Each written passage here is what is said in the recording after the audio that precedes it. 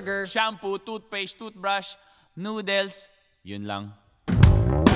Pagbayad ko aking nakita, isang dalagang nakadungaw sa bintana. nagtulala ako, laglag ang puso ko. Nalaglag din ang suka. Burger! Pati-pati ko.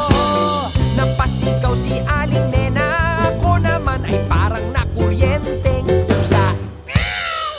Ngunit natanggal ang hiya nang makita ko na nakatawa ang dalaga. Panay ang sorry ko sa pagmamadali, nakalimutan pa ang sukli ko. Pagdating sa bahay, nanggalit si nanay, pero oks lang ako ay in love mo ng